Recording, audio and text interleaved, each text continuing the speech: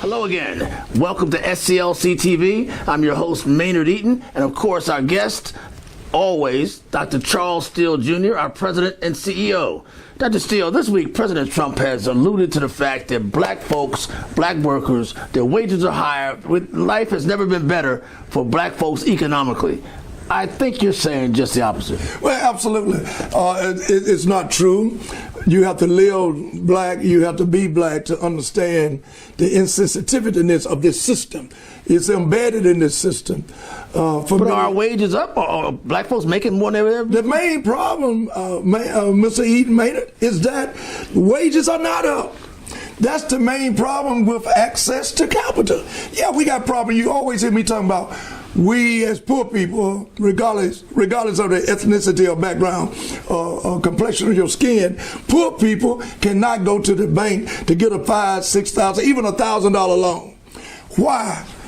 That's one of the problems. But why? Because first of all, we cannot substantiate a decent wage.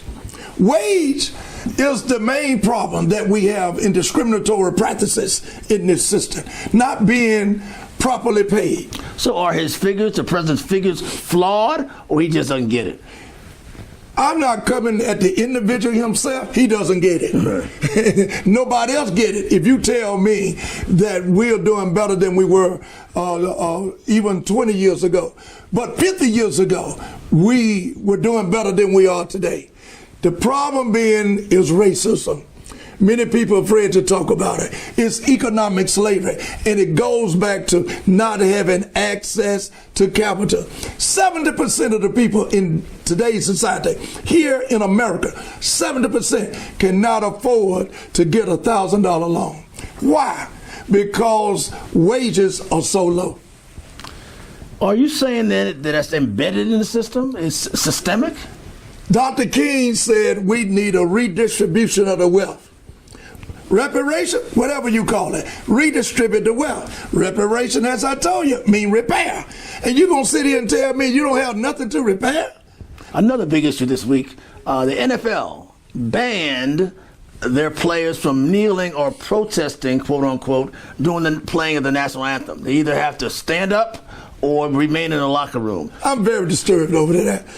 First of all, it seems as though people who are so wealthy think they can overlook our constitutional rights, First Amendment, first of all, but they're all into Second Amendment rights. But you don't care, or you're not sensitive to those who are less fortunate, which are the majority of the people. 140 million people go to work every day, living from check to check. But because you have people who are subservient to you as your employees, because they make millions and hundreds of millions of dollars, you don't care about the human aspect of their being an American in a democratic society. Seemed like this NFL ban, which was supposed to quell the national outrage or national conversation, has only exacerbated it. Well, reason being, if you don't pick up the phone and call someone who's been affected, someone who's been successful, organizations who've been involved, but because you have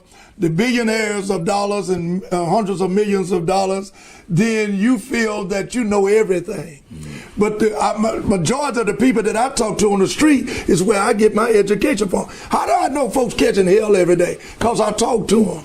How do I know you don't bail out Wall Street and the banking institution, you bail out people? Because I talk to them. How can you have a system where you're saying that everything is all right and no person of diversion is anywhere close to your administration? Nobody of color is sitting there talking to you and say, come go down my main street, which is the back alley of all communities.